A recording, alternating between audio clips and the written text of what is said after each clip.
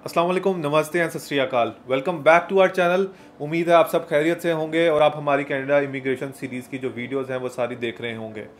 आज की जो हमारी वीडियो है वो बहुत ज़्यादा ही इंपॉर्टेंट वीडियो है और हम आपको पता होगा कि हम एक सीरीज़ बना रहे हैं कनाडा इमिग्रेशन की, मगर जो ये वाली वीडियो है ये मतलब काफ़ी एस्पेक्ट्स में बहुत इंपॉर्टेंट है। वो आपको आगे जब मैं आपको डिटेल बताऊंगा आपको आइडिया हो जाएगा मैं किन चीज़ों की बात कर रहा हूँ, क्योंकि काफ़ी दफ़ा मैंने इस तरह के केसेस देखे हैं जो पूरा प्रोसेस हो जाता है और ये बिल्कुल लास्ट प्रोसेस है जिसमें आप डॉक्यूमेंट्स अपलोड कर रहे होते हैं। ठीक है, उसमें आके आप एक छोटी सी गलती, बहुत ही माइन्यूट सी गलती से आपकी जो केस है वो कैंसिल भी हो जाता है और मेरे रिसेंटली एक केस के साथ ऐसा हुआ भी है। तो मैं आपको सारी पर्सनल एग्जांपल्स के साथ ये सारी चीज़ें आपको बताऊंगा, डिटेल से एक एक डॉक्यूमेंट के बारे में आपको डिस्कशन करूंगा और आपके इसके अलावा भी कोई क्वेश्चंस होंगे आप लिख सकते हैं, मगर उम्मीद है कि मेरी सारी वीडियो देखने के बाद आपका कोई क्वेश्चन रह नहीं जाएगा और आप अपना सारा प्रोसेस है जो डॉक्यूमेंट से रिलेटेड है वो खुद कर सकेंगे। सो आपने ये वीडियो एंड तक देखनी है ताकि आप तक राइट इन्फॉर्मेशन और पर्सनल एक्सपीरियंस के साथ इन्फॉर्मेशन पहुंच सके। So without any further delay let's start.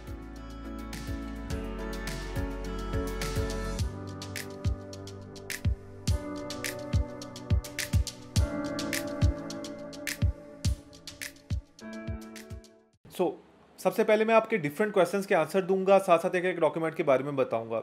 सबसे पहली चीज़ कि ये जो डॉक्यूमेंट स्कैन करने हैं ये आपने कब अपलोड करने हैं। देखें, ये जब आप प्रोफाइल क्रिएट करते हैं, अगर आपने मेरी पुरानी पिछली वीडियोस देखी होंगी आपको आइडिया होगा कि ये प्रोफाइल क्रिएट करते हुए आपको डॉक्यूमेंट्स अपलोड नहीं कहीं पे करने होते। हाँ, आपको दो डॉक्यूमेंट्स के जो नंबर हैं उसकी ज़रूरत लाजमी पड़ती है, जो कि एक आइल्स है और एक इक्विवेलेंस है। ऑब्वियसली बात है, वो डॉक्यूमेंट आपके होंगे आपके पास तो ही आप उसको आप अपनी प्रोफाइल क्रिएट कर सकते हैं, अदरवाइज आप नहीं कर सकते। मगर आपको किसी भी सारे प्रोसेस के अंदर अनटिल जब तक आपको ITA इनविटेशन टू अप्लाई नहीं आ जाता आपने ये डॉक्यूमेंट्स अपलोड नहीं करने। पहली बात ये। दूसरा क्वेश्चन ये है कि आपने ये डॉक्यूमेंट कब गैदर करने हैं, ये बहुत ही इंपॉर्टेंट पार्ट है। लॉजिकली स्पीकिंग तो जब आपको ITA आता है वो आपको 60 डेज देते हैं कि आप इस 60 डेज के अंदर डॉक्यूमेंट्स अपलोड कर दें। मगर यहाँ पे क्वेश्चन अराइज होता है कि क्या ये हमें डॉक्यूमेंट पहले ही जमा करके रख लेने चाहिए या हम वेट करें कि 60 डेज जब वो हमें ITA आ जाए तब करें। मेरी पर्सनल सजेशन ये होगी कि आप पहले से एक एक डॉक्यूमेंट के बारे में जानें। आपको ये वाली वीडियो बहुत पहले भी देख लेनी चाहिए मेरी, ताकि आपका मेंटली आप रेडी हो और आप डॉक्यूमेंट्स के बारे में प्रोसेसिंग स्टार्ट कर सकें। मैं एक एग्जांपल देता हूँ। Police certificate.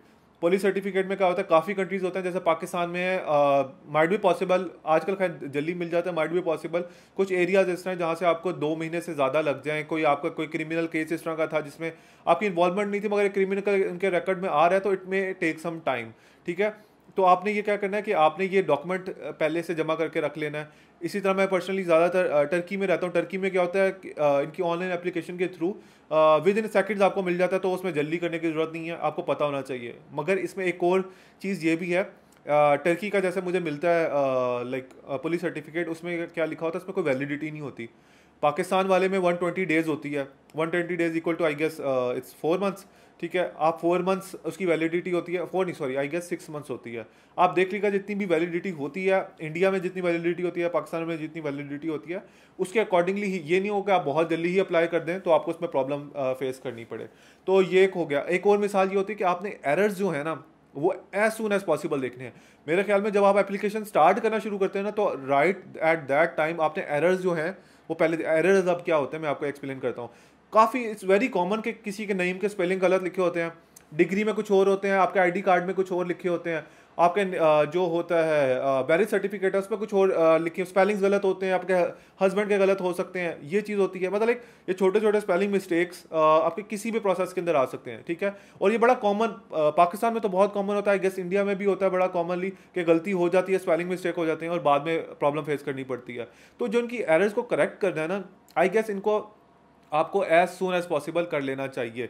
ठीक है, तो आपने इन चीज़ का ख्याल रखना है कि ये जो आपके एरर्स हैं और ये जो सारी चीज़ें हैं इनका एज सुन एज पॉसिबल आप इन वर्किंग करें। अब मैंने बाकी सारे नोट्स बनाए हुए हैं एक एक चीज़ के बारे में, मैं आपको साथ साथ उनके बारे में एक्सप्लेन करता हूँ। अब एक और जो थर्ड नंबर पे चीज़ है, when do I have to upload documents and in which format. अच्छा, मैंने आपको बता दिया कि आपने डॉक्यूमेंट्स तो तब अपलोड करने हैं जब एंड में आपको ऑप्शन आएगी आफ्टर ITA। मगर आप एक बार याद रखिएगा, हर एक सेक्शन में आपको एक ही डॉक्यूमेंट अपलोड करने की, मतलब एक ही जगह अपलोड करने की ऑप्शन होगी। ये नहीं होगा फॉर एग्जांपल आप मैरिज सर्टिफिकेट है, उसमें आप 3-4 डॉक्यूमेंट्स अपलोड कर सकते हैं, आपको एक ही डॉक्यूमेंट अपलोड करना होगा। तो उस पर करते क्या हैं, और वो उसमें सबसे ट्रिकी बात यह कि वो 4 MB से कम होना चाहिए, ठीक है। अब सबसे पहले आप क्या करते हैं कि आप सारे अपने डॉक्यूमेंट्स बनाते हैं, फिर ऑनलाइन एक वेबसाइट है, मैं आपको का लिंक है जो डिस्क्रिप्शन में भी दे दूंगा, वहां पे जाके आप पीडीएफ को मर्ज कर लें, सारी अपनी पीडीएफ बनाएं, पीडीएफ को मर्ज कर लें। जब आपकी पीडीएफ मर्ज हो तो अगर आपकी 4 MB से ऊपर चल रही है तो उसी वेबसाइट पे आप जाके उसको कंप्रेस भी कर सकते हैं, थोड़ा कंप्रेस करेंगे तो वो 4 MB से नीचे चली जाएगी। तो याद रखिएगा, उनका आपको सिर्फ एक ही जगह मिलेगी अपलोड करने की, आपको ज़्यादा मल्टीपल डॉक्यूमेंट्स अपलोड करने की जगह नहीं मिलती, हर सेक्शन में एक ही मिलेगी। तो अब मैं आता हूँ डॉक्यूमेंट्स के बारे में, स्पेसिफिक डॉक्यूमेंट्स के बारे में। मैं इनको डिफरेंट कैटेगरीज में डिवाइड किया है। एक आइडेंटिटी के डॉक्यूमेंट्स हो गए हैं, और डिफरेंट डिफरेंट डॉक्यूमेंट्स के बारे में लाइक CRS पॉइंट से रिलेटेड होते हैं, उनके बारे में एक एक को मैं डिफरेंट तरह से एक्सप्लेन करूंगा। सबसे पहले मैं आता हूँ आइडेंटिटी डॉक्यूमेंट्स जो होते हैं उनके बारे में, ठीक है। आइडेंटिटी डॉक्यूमेंट्स में सबसे पहले होता है पासपोर्ट। पासपोर्ट आपने अपलोड करना होता है। अब पासपोर्ट में कौन सा पेज अपलोड करना है, सबसे पहले आप कोशिश कीजिएगा आपका हॉरिजॉन्टली इस तरह आपका आए, ठीक है। उसमें जो बायो पेज है जिसमें आपकी सारी डिटेल्स लिखी हुई हैं, ठीक है, उसमें आपका नाम वगैरह वो पूरा पेज वो होना चाहिए। सेकंड, अगर आपका पेज है जैसे हमारे मैं पाकिस्तान से बिलोंग करता हूँ, पाकिस्तान पासपोर्ट में सेकंड पेज के ऊपर साइन होते हैं, वो वाला पेज लाजमी होना चाहिए, ठीक है, वो ताकि वेरीफाई करने के लिए कि सेम बंदा है या नहीं है। थर्ड ये कि अगर आपका कोई वीज़ा नहीं लगा हुआ पहले तो लीव इतना काफ़ी है, मगर अगर आपके वीज़े लगे हैं, पुराने स्टैंप्स हैं, ट्रैवल हिस्ट्री शो करनी है, तो उसके लिए आपके जितने भी पेजेस जिन पे स्टैंप्स लगे हुए हैं उनको अपलोड कर दें। जो खाली पेजेस हैं उनको आप रहने दे सकते हैं, इसकी कोई प्रॉब्लम नहीं है, ठीक है। तो आपने अपलोड जो करना है तो आप मतलब एक सारे जितने भी एप्लीकेंट्स हैं सबका आप ये पासपोर्ट अपलोड करेंगे। अगेन जितने भी पेजेस होंगे आप उनको मर्ज करेंगे, उस जो मैंने आपको लिंक दिया हुआ नीचे डिस्क्रिप्शन के अंदर, उधर जाके मर्ज करके कंप्रेस करके अपलोड कर देंगे। अब दूसरी चीज़ है मैरिज सर्टिफिकेट, डाइवोर्स सर्टिफिकेट या सेपरेशन हुई हुई है। इन चीज़ों तीनों जो है चारों हैं, मैं इनको अलग अलग से एक्सप्लेन करता हूँ। सबसे पहले मैं करता हूँ मैरिज को, मैं पर्टिकुलरली पाकिस्तान को लेके चलूँगा, मगर लाइक यही सिमिलर केस आप इंडिया में या किसी भी कंट्री में आप हैं उसमें भी चलेगा। देखें, जो आपका मैरिज सर्टिफिकेट है जो रजिस्टर्ड, जहाँ से पाकिस्तान में जो है नादरा एक है, वहाँ से आपका रजिस्टर्ड होता है, ठीक है, आपको वो रजिस्टर होना चाहिए। सेकेंड, द मोस्ट इंपॉर्टेंट ये है कि जैसे Pakistan ministry of foreign affairs है उसकी अटेस्टेशन होती है, तो वो भी लाजमी होनी चाहिए। और अगर आपका ये किसी और लैंग्वेज में है, अगर आपका हिंदी में है, उर्दू में है या किसी भी और लैंग्वेज में है, बंगाली के अंदर है, तो आपको इसको ट्रांसलेशन करानी होगी रजिस्टर्ड ट्रांसलेटर से, और उस ट्रांसलेशन की भी आपको अटेस्टेशन करवानी होगी सेपरेटली। मगर आपने उसके साथ ये जो ओरिजिनल है इसको भी अपलोड करना है साथ साथ। तो आपने इस चीज़ का ख्याल रखना है कि आपकी वो अटेस्टेशन लाजमी होनी चाहिए, ठीक है। अटेस्टेशन के बगैर इसको अपलोड ना कीजिएगा, और कोशिश कीजिएगा इसकी ट्रांसलेशन किसी ऑथेंटिक बंदे से करवाएं जहाँ पे नोटरी भी अटैच करके दे दें आपको। इसी तरह अगर आप डाइवोर्सिंग हैं तो जो कोर्ट का लीगल डॉक्यूमेंट होता है उसको आप अपलोड करेंगे। कोर्ट के लीगल डॉक्यूमेंट में आप वही आप अगेन अगर आपकी लैंग्वेज में उसको ट्रांसलेट करवाएं, उसको अटेस्ट करवाएं, और दोनों आपने अपलोड करने होंगे। दोनों की अटेस्टेशन मिनिस्ट्री और फॉरेन अफेयर्स से लाजमी है। कोशिश कीजिएगा आपके जितने भी डॉक्यूमेंट्स हैं, आप जो भी पाकिस्तान में मिनिस्ट्री ऑफ फॉरेन अफेयर्स से होते हैं, लाइक आप और पाकिस्तान इट्स वेरी चीप, मेरे ख्याल में सिर्फ 10 रुपीज़ पर डॉक्यूमेंट लेते हैं, और आपके डॉक्यूमेंट आपको एक QR कोड लगा के दे देते हैं। उस QR कोड के अकॉर्डिंगली वो चेक किया जा सकता है कि डॉक्यूमेंट वैलिड है या नहीं है, तो आप इसको अटेस्ट लाजमी करवा लीजिएगा। अगर आप विडो हैं, ठीक है, आपके हस्बैंड का जो, अगर इवन आपके हस्बैंड जा रहे हैं नहीं जा रहे, आपने जब एप्लीकेशन फाइल की थी तब भी आप विडो हैं, उस टाइम भी अगर आप विडो हैं तो आपका ये डॉक्यूमेंट आप कोशिश कीजिएगा अपने उनका जो डेथ सर्टिफिकेट है वो अपने पास लाजमी रखिएगा। अगर आप सेपरेटेड हैं तो आप उसकी सेपरेशन का कोर्ट से जो लीगल डॉक्यूमेंट है आपको वो चाहिए होगा, ठीक है। मगर अगर आपका जो आप सेपरेटेड हैं और किड है और जो आपके साथ जाना चाह रहा है, ये थोड़ी सी कॉम्प्लिकेटेड सिचुएशन होती है। अगर आपको कोर्ट ने ऑर्डर दे दिया है कि आपके पास सोल कस्टडी है बच्चे की, तो आप लाइक लेके जा सकते हैं विदाउट कंसेंट ऑफ फादर। मगर आपका सोल कस्टडी नहीं है, आपको फादर की हमेशा कंसेंट चाहिए होगा अगर आप ट्रैवल करना चाह रहे हैं कहीं पर भी। तो आपके पास जो भी इससे रिलेटेड कोर्ट का ऑर्डर होगा, ऑब्वियसली बात है, अगर आपने डिवोर्स लिया तो कोर्ट रजिस्टर्ड ऑर्डर होगा, तो आप उसको लाइक इसमें अपलोड कर सकते हैं। अगेन उनको अटेस्टेशन ट्रांसलेशन जो भी इससे रिलेटेड है तो आपने लाजमी करवानी है। अगर आपका कोई डिपेंडेंट चाइल्ड है आपका कोई, तो आपने चाइल्ड का क्या करना है, उसका बर्थ सर्टिफिकेट, वही सिमिलर सिचुएशन हर डॉक्यूमेंट्स के साथ अप्लाई होगी कि अगर आप ट्रांसलेटेड नहीं है तो ट्रांसलेशन होनी चाहिए, और मिनिस्ट्री ऑफ फॉरेन अफेयर से अटेस्टेड भी होना चाहिए। आप कोशिश कीजिएगा कि आप सारे एक साथ ही डॉक्यूमेंट आप भेजेंगे, या फिर पाकिस्तान में क्या होता है जो कोरियर सर्विसेज हैं उनके थ्रू चला जाता है, या आप पर्सनली जाके भी करा सकते हैं, ठीक है। आप एक साथ ही सारे डॉक्यूमेंट्स लेके जाएं तो वो हो जाएगा। सेकेंडली आपने शो करना है कि आपके एक तो उनका बर्थ सर्टिफिकेट है कि लीगल डॉक्यूमेंट के वो आपकी फैमिली में आती हैं। उसमें पाकिस्तान में होता है फैमिली रजिस्ट्रेशन सर्टिफिकेट, FRC कहते हैं, जो कि आपको नादरा से मिलता है। इसी तरह मेरे ख्याल में इंडिया में भी होता है कि फैमिली रजिस्ट्रेशन कोई लेटर होता है उनका, जिसके अंदर वो शो होता है कि आपका बच्चा है, तो वो आपने वो भी लेना है। अगेन उसकी attestation ministry of foreign affair से आपने करा लेनी है। और इन केस आप ये चीज़ कोई भी नहीं प्रोवाइड कर सकते, आपने letter of explanation in this section आपने अपलोड करना है। बिल्कुल एंड ऑफ दिस वीडियो में आपको लेटर ऑफ एक्सप्लेनेशन के बारे में भी पूरा गाइड करूंगा कि वो बेसिकली होता क्या है। मैं एक ब्रीफली एक चीज़ बता देता हूँ कि अगर आप को कोई प्रॉब्लम है जिसकी वजह से आप डॉक्यूमेंट अपलोड नहीं कर पा रहे, तो मैंने आपको बताया था आपको सिर्फ एक सेक्शन मिलेगा अपलोड करने का। उस सेक्शन के एंड में आप एक कोई भी वर्ड के अंदर आप कुछ भी चीज़ लिख के आप उसका एक्सप्लेन कर सकते हैं कि क्या प्रॉब्लम थी जिसकी वजह से आप नहीं कर सके। और अगेन मैं एंड में आपको डिटेल से लेटर ऑफ एक्सप्लेनेशन के बारे में समझाऊंगा। तो अगर आपका सिमिलर केस है, अगर आपका अडॉप्टेड चाइल्ड है जो उससे रिलेटेड कोई भी लीगल प्रोसीडिंग थी, आपका लीगल कोई भी डॉक्यूमेंट है, आपने उसके साथ ही अपलोड करना है, ठीक है। अब हम आते हैं, ये हो गया मैं आइडेंटिटी रिलेटेड में बात कर रहा हूँ। तो अभी आइडेंटिटी रिलेटेड जो लास्ट डॉक्यूमेंट है दैट इज़ पिक्चर भी एक बहुत इंपॉर्टेंट फैक्टर आता है। और इसमें सबसे ज़्यादा जो इंपॉर्टेंट चीज़ जो लोग क्वेश्चन पूछते हैं, बायोमेट्रिक पिक्चर होनी चाहिए। फ्रैंकली स्पीकिंग आज तक मुझे एग्जैक्टली नहीं समझ आई कि बायोमेट्रिक से एक्सपेक्ट क्या करते हैं, मगर जो मेरी नॉलेज में है कि हर कंट्री तकरीबन कहते हैं कि बायोमेट्रिक पिक्चर अपलोड करें। तो बायोमेट्रिक पिक्चर क्या होती है? अनएडिटेड पिक्चर, जो रियल पिक्चर है, लेट्स सपोज आपके स्कार छुपाने की कोशिश की है किसी ने, आपका मुंह पतला करने की, या आपका बैकग्राउंड को ज़्यादा छेड़ने की कोशिश की, तो ये जो आपके फेस स्पेशली जो फेस के ऊपर जो कुछ चीज़ें चेंज करने की कोशिश की होती हैं, अगर वो की है किसी ने तो वो बायोमेट्रिक कंसीडर नहीं होगी।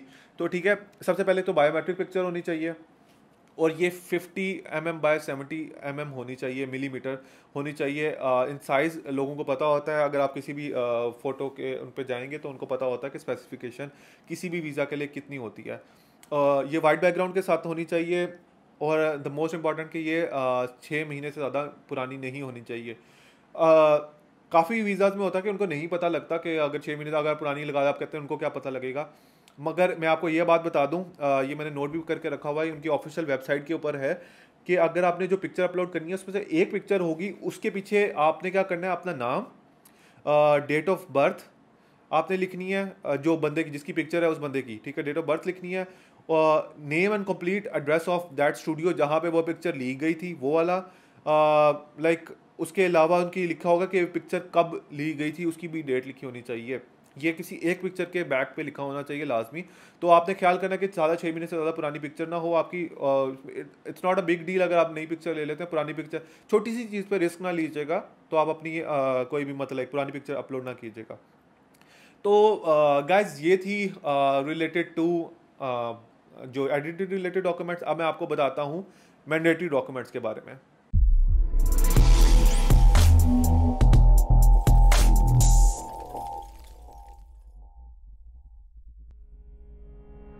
मैंडेटरी डॉक्यूमेंट्स के बारे में आपको बताता हूँ। सबसे पहले आता है मेडिकल एग्जाम।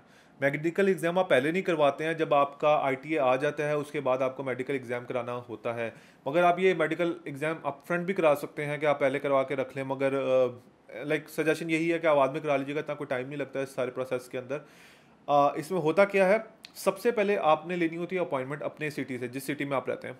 अभी आप मेरी स्क्रीन पे देख रहे होंगे, अभी पाकिस्तान की डिटेल आ रही है कि जितने हॉस्पिटल्स हैं लाहौर के अंदर, कराची के अंदर, आप इधर कॉल करेंगे, आपको अपॉइंटमेंट डेट मिल जाएगी, टाइम मिल जाएगा, और आप अपने अकॉर्डिंगली उस टाइम डेट पे पहुंच जाएगा। इसी तरह अब आपकी स्क्रीन पे इंडिया का भी आ रही होगी। इंडिया की लिस्ट बहुत बड़ी है क्योंकि इंडिया बड़ा है, वहाँ पे काफ़ी ज़्यादा सिटीज़ के अंदर हैं। अब एक मैंने जनरल सा दे दिया, मगर मैं नीचे लिंक डिस्क्रिप्शन में अंदर दे रहा हूँ, जहाँ पे आप जाके एग्जैक्ट देख सकते हैं कि कहाँ पे है, कौन सा नंबर है, किस सिटी में आपने करना है। वहाँ पे आप कॉल करेंगे, ईमेल कर सकते हैं, या किसी और प्रोसेस के थ्रू आप जाके पर्सनली जाके भी अपॉइंटमेंट ले सकते हैं वहाँ जाके। तो आप वहाँ पे सबसे पहले क्या करेंगे, आप अपॉइंटमेंट लेंगे। अपॉइंटमेंट डे पे जब आप पहुंचेंगे आपको साथ पासपोर्ट वगैरह लेके जाना होगा, आपको अपनी फीसिस लेके जानी होंगी, जो उनकी डिफरेंट फीसिस होती हैं, पाकिस्तान के लिए डिफरेंट है, इंडिया के लिए डिफरेंट फीसिस हैं, आपने फ़ीस लेके जानी होगी। वो आप ऑन कॉल ही पूछ लीजिएगा कि कितनी फीसिस हैं, तो आपको आइडिया होगा कितने पैसे लेके जाने हैं। वो फीसिस के साथ साथ आप अपनी कोई पिक्चर्स आपसे मांगेंगे, आप उनकी कॉपीज़ वगैरह भी साथ लेके चले जाएगा पासपोर्ट की, और जो आपका ITR आया, जो आपने एप्लीकेशन फिल किया, उसकी भी डॉक्यूमेंट्स कोई आप साथ ले जाएगा। वहाँ जाके आपका क्या होगा, एग्जामिनेशन होगी, वो आपका एक्सरे करेंगे, डिफरेंट आपके फिजिकल या ब्लड टेस्ट वगैरह करेंगे, और उसके बाद क्या करेंगे, जो फिजिशियन है डायरेक्टली आपको जो डॉक्यूमेंट है वो उनको भेज देगा, आपको खुद लाइक वो जो रिपोर्ट है बेसिकली वो नहीं भेजनी। मगर आपने क्या करना है, आपने कौन सा डॉक्यूमेंट, ऑब्वियसली बात है आपने डॉक्यूमेंट तो अपलोड करना है मेडिकल एग्जाम से रिलेटेड, तो फिजिशियन आपको जो भी आपको उससे रिलेटेड डॉक्यूमेंट देगा कि आपने अपना मेडिकल एग्जाम किस डेट पे कौन सा एग्जाम करवा लिए हैं, वो वाला डॉक्यूमेंट आपने PDF के अंदर जाके अपलोड कर देना है, ठीक है। और इन केस अगर आप कोई मेडिकल एग्जाम अपलोड नहीं कर सकते, तो आपने क्या एक्सप्लेनेशन लेटर जो है वो आपने अपलोड करना है, जो कि मैंने आपको पहले भी बताया था, और आगे भी मैं एंड में वीडियो में डिटेल से एक्सप्लेन करूंगा आपको, ठीक है। अब second cheese other than that वो है पुलिस सर्टिफिकेट। पुलिस सर्टिफिकेट के बारे में एक छोटी सी चीज़ वीडियो के स्टार्ट में मैंने आपको बताई थी, मगर आपने इसके बारे में भी बहुत ख्याल करना है। अभी रिसेंट केस के मैं एक एग्जांपल देता हूँ जिसमें एक छोटी मिस्टेक हुई, एप्लीकेशन कैंसिल हो गई और उसको दोबारा अप्लाई करना पड़ेगा, ठीक है, जस्ट बिकॉज लाइक वो बिल्कुल अनसर्टेन सी एक सिचुएशन थी जो आपने करनी है। अब बेसिक्स इन्फॉर्मेशन ये है कि आप 18 साल से ऊपर, मतलब लाइक जब आप 18 ईयर्स के हुए थे उसके बाद से जितने जहाँ पे भी 6 महीने से ज़्यादा रहे हैं, वहाँ का आपने मेडिकल पुलिस सर्टिफिकेट अपलोड करना है, ठीक है। मगर अगर आपका कोई बच्चा है, ऑब्वियसली बात है 18 साल से नीचे, तो उनका आपने नहीं करना है। मगर जो 6 मंथ्स है वो कंजेक्टिव है। फॉर एग्जांपल अभी मैं कहीं से आउट ऑफ कंट्री से होकर आया हूँ, मैं 5 मंथ्स वहाँ पे रहा हूँ, तो मेरे लिए मुझे वो 5 मंथ्स नहीं अपलोड करने हैं, क्योंकि वो कंजेक्टिव नहीं थे। अगर मैं जाऊँगा दोबारा, वो जो मेरा 6 मंथ्स से ज़्यादा रहूँगा वो कंजेक्टिव होंगे, बेसिकली वहाँ से मेरा टाइम काउंट होगा। तो आपने इस चीज़ का ख्याल रखना है। और ये जो लास्ट 10 ईयर्स में है ना, बेसिकली आप कहीं पर रहे हैं तो आप वो मेजरली मैटर करता है, तो आपने लास्ट 10 ईयर्स का रिकॉर्ड पूरा देना है। और ये पूरा कलर्ड के अंदर अपलोड करना है, ब्लैक एंड वाइट में ना कीजिएगा, कलर के अंदर ही, जितनी क्योंकि उन्होंने साइन एंड स्टैम्प्स जितनी भी होते हैं, QR कोड है या कुछ भी उसके ऊपर है, तो उन्होंने वो चीज़ चेक करनी होती है। अब इसके बारे में मैं आपको एक केस समझाता हूँ जिसके अंदर पर्सनली हमें खुद एक प्रॉब्लम फेस करनी पड़ी थी। हमारे जानने वाले थे जिनका केस हमने अप्लाई किया था, और वो खुद पर्सनली ऑस्ट्रेलिया में कुछ साल रह के आ चुके हैं। अब मगर वो इस टाइम पाकिस्तान में, उन्होंने पाकिस्तान से केस अप्लाई किया, मगर उनको प्रॉब्लम क्या फेस करनी पड़ी कि उन्होंने ऑस्ट्रेलिया से पुलिस सर्टिफिकेट मंगवा तो लिया, और उनका सारा केस बहुत ही स्मूथ था। उन्होंने केस अपलोड कर दिया, like it was kind of obvious कि उनका लग जाएगा। हम वी वर लाइक होपफुल कि उनका मतलब लाइक उनका कोई प्रॉब्लम नहीं है उनके केस में, सारा मतलब लाइक जेन्युइन केस था उनका। मगर after like 2-3 months I guess उनका कैंसिल हो गया केस। क्यों कैंसिल हुआ? उन्होंने कहा कि जो आपने पुलिस सर्टिफिकेट अपलोड किया था फ्रॉम ऑस्ट्रेलिया, उसके अंदर एड्रेस मेंशन नहीं है। मगर अब जब हमने ऑस्ट्रेलिया बात की तो वो कहते हैं कि हमारे जनरल सा देते हैं, हमारे डेटाबेस में आ रहा होता है, तो वो उसमें एड्रेस मेंशन नहीं करते होते हैं। तो that was a huge problem for us. तो मगर उसको फिर आपको बात करनी पड़ती है, ऑब्वियसली बात है, आपको ऑस्ट्रेलिया में किसी के थ्रू बात करनी पड़ेगी। तो इस चीज़ों के बारे में आप पहले से ख्याल रखिएगा। आप पहले से अगर कोई प्रॉब्लम है इस चीज़ को लाइक उसका सोल्यूशन ढूंढ के रखिएगा। तो मैंने कहा आपको ये पर्सनल एक्सपीरियंस शेयर कर दूं, ताकि आपको अगर प्रॉब्लम फेस करनी पड़े तो आप पहले से ही तैयार हो इसके बारे में। अच्छा, और आप इसमें कर क्या सकते हैं, हमारी गलती थी, बाद में मुझे रियलाइज़ हुआ। वो जो मैं आपको लेटर ऑफ एक्सप्लेनेशन की बात कर रहा हूँ ना, तो यहाँ पे आप एंड में लेटर ऑफ एक्सप्लेनेशन डाल सकते हैं पहले से ही। अगर आपने सब कुछ करके देख लिया, आपको पता है कि अब उन्होंने नहीं देना आपको, तो आप letter of explanation in cases के अंदर आप डालते हैं, एंड में लिख देते हैं वर्ड के अंदर कि मुझे यहाँ प्रॉब्लम फेस करनी पड़ी थी, और लाइक वो कंट्री नहीं दे रहा, तो मैं इसके बारे में कुछ नहीं कर सकता। तो आप एक्सप्लेन कर सकते हैं इन योर ओन वर्ड्स, तो आप डाल देंगे इसके अंदर। अब एक और चीज़ आती है, वो है सेटलमेंट फंड्स, जो कि पैसे होते हैं कि आपने पैसे शो करने होते हैं कनाडा जाने के लिए। आपको पता होगा, आपने मेरी पिछली अगर वीडियोस देखी हैं, कि आपको पर पर्सन आपको एक अमाउंट शो करनी होती है कि आप इतने अफोर्ड कर सकते हैं, आप वो अपने आप को सर्वाइव करना वहाँ पे कनाडा के अंदर। डिफरेंट होती है, अगर आप सिंगल पर्सन हैं, 2 पर्सन हैं, 3 पर्सन हैं, वो अमाउंट बढ़ती जाती है। उनकी एक मिनिमम थ्रेशोल्ड है, उस थ्रेशोल्ड के ऊपर आपने लो कट ऑफ लेवल है, उससे ऊपर ही आपने पैसे शो करने होते हैं कि आपके पास हैं। अब वो पैसे लाइक शो किस तरह करने, मैं उसके बारे में भी आपको बताता हूँ। अगर आप CEC हैं या आपका वर्क रिलेटेड है तब आपको ये करने की ज़रूरत नहीं है। मगर आप अगर एक्सपेंस एंट्री के अंदर आते हैं तो आपको ये वाली चीज़ें शो करनी है। इसके अंदर आप क्या क्या शो कर सकते हैं? फॉर एग्जांपल अगर आपने कोई इन्वेस्टमेंट स्कीम ही है, आपके पास कोई कैश पड़ा हुआ है इन बैंक, तो वो उसके लिए आपको क्या करना पड़ेगा? आपको बैंक स्टेटमेंट, याद रखिए खाली बैंक स्टेटमेंट नहीं, आपको बैंक स्टेटमेंट में बैंक मेंटेनेंस लेटर भी कर दीजिएगा।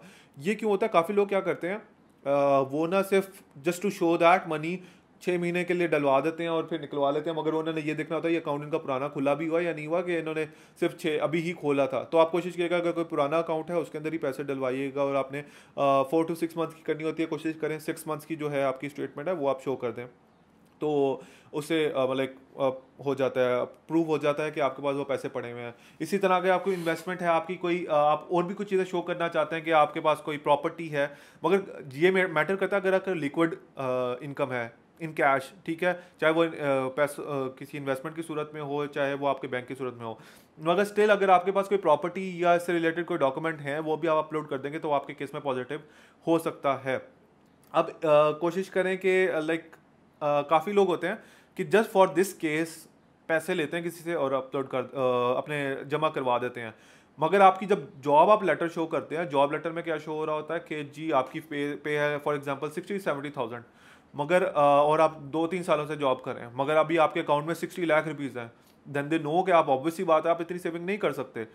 तो आपको ये चीज़ प्रूव करनी थी कि आपके बेसिकली पैसे आए कहाँ से हैं, मतलब एक सोर्स ऑफ इनकम आपने शो करनी होती है। आपके पास कोई प्रॉपर्टी थी, आपकी फैमिली की तरफ से आया, आपको किसी ने पैसे दिए थे, तो ये चीज़ भी आपने शो करनी थी। लोग ये नहीं करते हैं, तो ये एक बड़ा इंपॉर्टेंट पॉइंट है, तो आपने इस पॉइंट के बारे में लाजमी ख्याल करना है। ठीक है, अब ये वाला हमारा खत्म हो गया मैंडेटरी डॉक्यूमेंट्स के बारे में। अब हमारा जो नेक्स्ट सेक्शन है वो है CRS पॉइंट से रिलेटेड जो डॉक्यूमेंट्स है। जब आपने एप्लीकेशन अपनी फाइल की थी जिसके आप बेस के ऊपर आपके पॉइंट्स बने थे, वो डॉक्यूमेंट्स कौन से हैं और आपने कौन कौन से डॉक्यूमेंट्स किस किस तरह अपलोड करने हैं।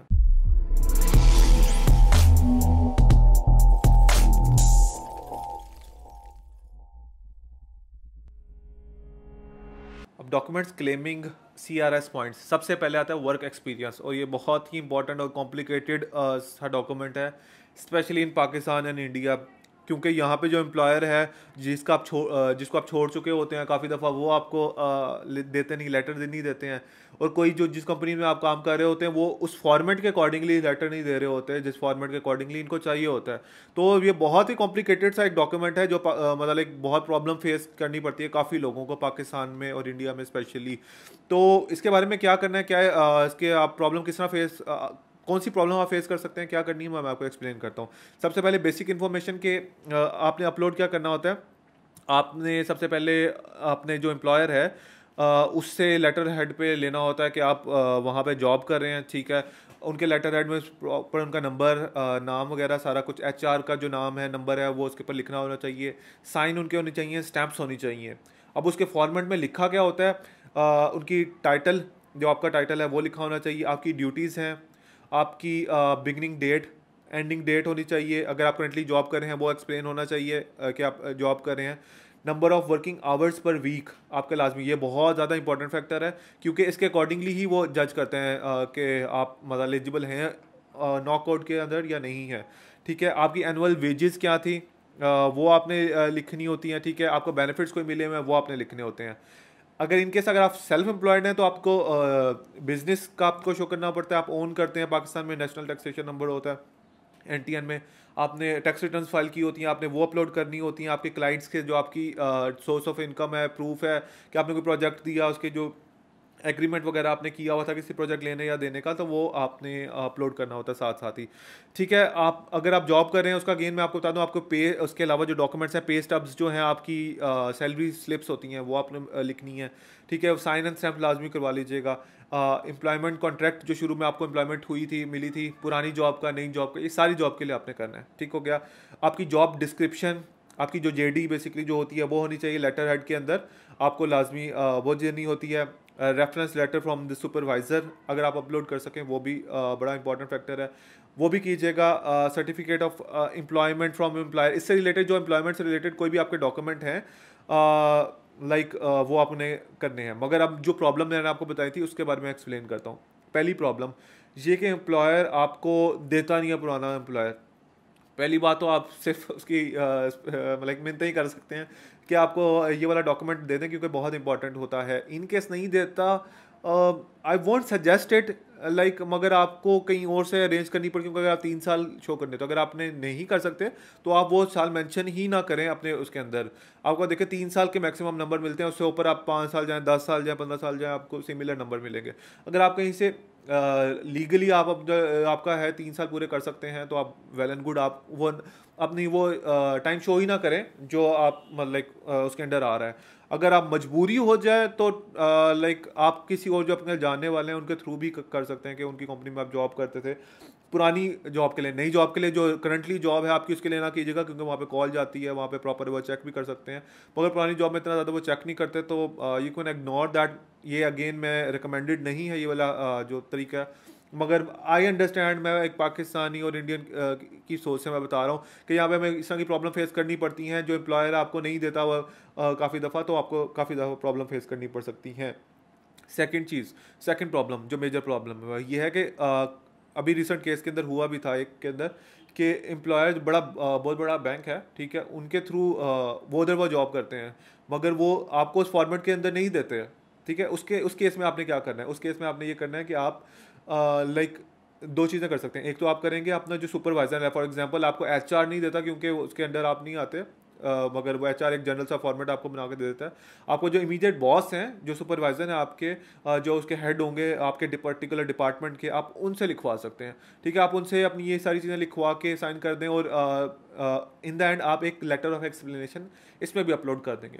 लेटर ऑफ एक्सप्लेनेशन बहुत काम आता है आपको हर सेक्शन के अंदर, ठीक है। आप लेटर ऑफ एक्सप्लेनेशन में क्लियरली मेंशन कर देंगे ये वाली चीज़ें कि क्यों नहीं मिलता। आप कॉल करके पूछ भी सकते हैं हमारे एचआर के अंदर, क्या वो एक उनका ये जनरल फॉर्मेट है मगर ये एम्प्लॉय यहाँ पे काम करता है, आप मेरे जो इमीडिएट बॉस है आप उनको कॉल करके पूछ सकते हैं कि किस तरह का मुझे फॉर्मेट चाहिए। तो आप इससे रिलेटेड आप कुछ भी लाइक लेटर ऑफ एक्सप्लेनेशन में अपनी प्रॉब्लम एक्सप्लेन कर सकते हैं। अब आती है सेकंड चीज़ आती है इसके अंदर, इस सेक्शन के अंदर, वो है स्टडीज़। स्टडीज़ के अंदर मैंने ईसीए रिलेटेड जो इक्वलेंस है, डिग्री इक्वलेंस है, वो उसके बारे में एक अलग से वीडियो बनाई हुई है, आप उसको लाजमी देखिएगा ताकि आपके कोई भी क्वेश्चन हो इक्वलेंस से रिलेटेड वो आपको पता लग सके। मगर आपको क्या करना होता है कि आप अपनी डिग्रीज जो हैं एज इट इज़ अपलोड नहीं कर सकते, ठीक है। आपको इक्वलेंस करवानी होती है, जो लास्ट आपकी मेजर डिग्री होती है जिसकी बेस पे आप पॉइंट्स ले रहे हैं, ठीक है। अगर फॉर एग्जांपल मास्टर्स है तो आपको उसकी इक्वलेंस करवानी है कनाडा से कि आपकी उनके इक्वल है या नहीं है, तो उसके आपको पॉइंट्स मिलते हैं, तो उसके लिए अलग से वीडियो आप वो देखें, ठीक है। इसी के अलावा आपके जो भी अलग पुरानी जो डिग्रीज़ हैं, आपका डिप्लोमा है, कोई आपने एफएससी मैट्रिक के अंदर, इंटरमीडिएट के अंदर जो भी आपके इस तरह से रिलेटेड डॉक्यूमेंट्स हैं वो साथ साथ ही अपने अपलोड कर देने हैं। अगर अगेन इस सब में क्या कोशिश कीजिएगा, जैसे पाकिस्तान में हायर एजुकेशन कमीशन है उससे टेस्ट होती है आपकी बैचलर्स या मास्टर्स या पीएचडी की डिग्री, और जो आपकी दूसरी डिग्रीज़ हैं आपकी इंटरमीडिएट और लाइक मैट्रिक की हैं वो आईबीसीसी से रजिस्टर्ड होती हैं। तो आप कोशिश कीजिएगा उनसे अटेस्ट करवाने के बाद ये सारी चीज़ें अपलोड कीजिएगा, अटेस्ट करवाए बगैर ना कीजिएगा। इसी तरह इंडिया में जो भी आपके वहाँ पे इंस्टीट्यूशंस हैं जहाँ से आपकी टेस्टेशन होती है उन चीज़ों को टेस्ट करवा लें, और हो सके तो ये टेस्ट कराने का मिनिस्ट्री ऑफ फॉरेन अफेयर्स से भी करवाएं। मैंने पर्सनली भी किया है ये सारा, तो मुझे पता है कि अगर आप ये कराने के बाद मिनिस्ट्री ऑफ फॉरेन अफेयर्स से करवाएंगे तो आपको मतलब काफ़ी पॉजिटिव हो जाएगा आपके लिए, आपको कहीं पे भी प्रॉब्लम फेस करनी नहीं पड़ेगी। अगर इन केस इसके अलावा अगर कोई प्रॉब्लम है आपकी डिग्री के अंदर, आपका नाम से रिलेटेड किसी भी चीज़ें, वो टाइमली ही उस चीज़ों को सही करवा लीजिएगा। फिर एक चीज़ आती है, अगर आप पॉइंट्स अवेल कर रहे हैं, आपका कोई रिलेटिव रहता है इन कनाडा, उससे रिलेटेड मैं आपको बता देता हूँ कि आपने क्या क्या चीज़ें अपलोड करनी है। सबसे पहले जो भी ये बात याद रखिएगा, आप और आपका स्पाउस जो आपके साथ जा रहा है, अगर आपके साथ नहीं जा रहा है तो आप उनके बहन भाइयों का नहीं कर सकते। अगर आपके बहन भाई हैं तो आप उनके पॉइंट्स अवेल कर सकते हैं, 15 पॉइंट्स होते हैं। अगर आपका स्पाउस के बहन भाई हैं आप उनके भी पॉइंट अवेल कर सकते हैं, मगर उनके तब कर सकते हैं जब आपका स्पाउस आपके साथ जा रहा होगा, ठीक है। तो आपने क्या करना है, उनका अपने बहन भाइयों का सबसे पहले उनका आईडी, पासपोर्ट, इससे रिलेटेड कोई भी डॉक्यूमेंट है, और पीआर कार्ड, उनका सिटीजनशिप है तो उनकी सिटीजनशिप, उनका पासपोर्ट की कॉपी कोई भी है कि वो शो करें कि वहाँ पे पीआर या सिटीज़न हैं, वो आपने अपलोड करना है। सेकेंडली आपने ये शो करना है कि आपका उनसे रिलेशन किस तरह है, ठीक है। पाकिस्तान में क्या होता है, फैमिली रजिस्ट्रेशन सर्टिफिकेट के थ्रू प्रूफ हो जाता है कि ये मेरे बहन या भाई हैं, तो आपने वो अपलोड करना है। अगेन उसकी ट्रांसलेशन अगर करवानी है तो वो करवाइएगा, नहीं तो उसकी मिनिस्ट्री ऑफ फॉरेन अफेयर्स से टेस्ट करवा लेगा। थर्ड चीज़ ये शो करनी है कि वो जो आपके रिलेटिव हैं वो कनाडा में रह भी रहे हैं या नहीं रह रहे, और वो रहने उसके लिए क्या चीज़ प्रूव कर सकते हैं। अगर कोई मॉर्गेज डॉक्यूमेंट है, ठीक है। कोई लीज है, कोई यूटिलिटी बिल्स हैं, उससे रिलेटेड के वो शो करें कि उनका एड्रेस शो कर दें, उनके प्रॉपर्टी कोई डॉक्यूमेंट है कि वो वहाँ पे रह रहे हैं उस एड्रेस के ऊपर, तो आप वो चीज़ अपलोड कर सकते हैं। तो दिस वाज के लाइक ये हमारा वो वाला सेक्शन हो गया जिसके अंदर आप CRS पॉइंट कैलकुलेट करते हैं।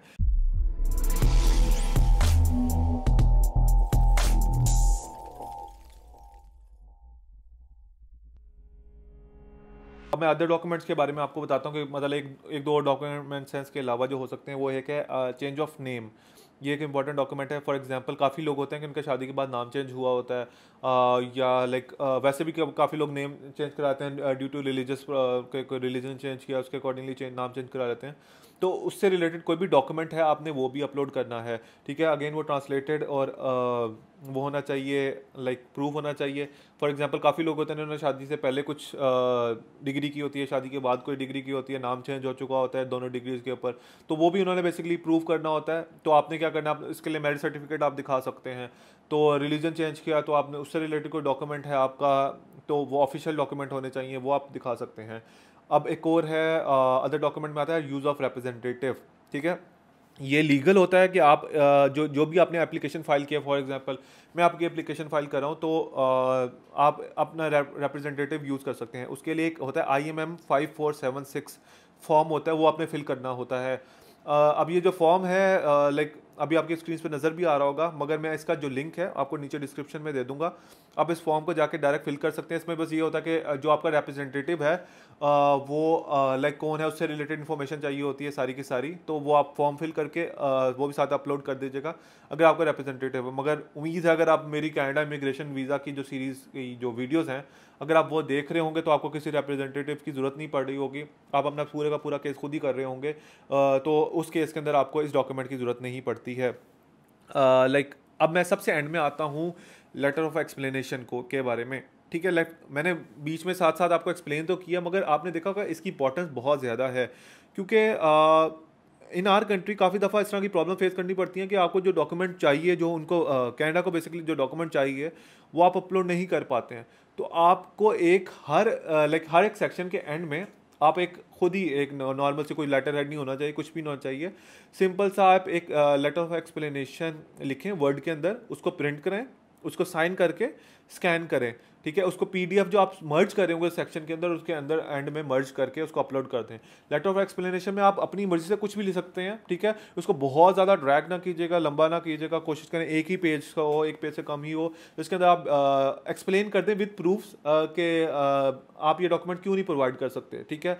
फॉर एग्जाम्पल जैसे मैंने आपको पुलिस सर्टिफिकेट के बारे में प्रॉब्लम बताई है कि उसमें प्रॉब्लम फेस करनी पड़ सकती है आपको, तो आप क्या करें कि आप सिंपल सा क्या करें कि उनकी जो वेबसाइट है या ऑस्ट्रेलिया का कोई नंबर है कोई इससे रिलेटेड जिसमें वो कंफर्म कर सके कि ये डॉक्यूमेंट आपको वो नहीं प्रोवाइड करते हैं, आपको इसी तरह जनरल सा डॉक्यूमेंट प्रोवाइड करते हैं, तो आप वो वाली चीज़ें लिख दें उसके अंदर, ठीक है। तो ये one of the most important document है अगर आपको लग रहा है कि आप कोई डॉक्यूमेंट नहीं प्रोवाइड कर सकते। सो गाइज उम्मीद है कि आपको सारी वीडियो बहुत अच्छी लगी होगी। मैंने अपनी पूरी कोशिश की है कि आपको एक एक डिटेल से एक्सप्लेन कर सकूं इन्फॉर्मेशन, और आप तक पर्सनल एक्सपीरियंस के साथ राइट इन्फॉर्मेशन पहुंच सके। तो आप हमारी सारी जो वीडियोस हैं वो लाजमी देखिएगा। आगे भी मैं अपनी 2 वीडियोस मेरी रह गई हैं। एक तो वो है कि अगर आपका जो अप्रूव होता है उसका जो सारा प्रोसेस है अप्रूवल होने तक, पासपोर्ट जमा कराने तक, वो कौन सा होता है, क्या आपकी स्टेटस आते हैं, वो उसके बारे में होगी।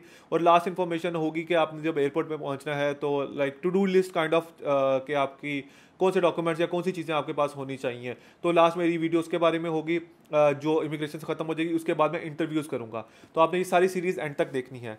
इसके साथ ही नाजरीन, खुदा हाफिज़।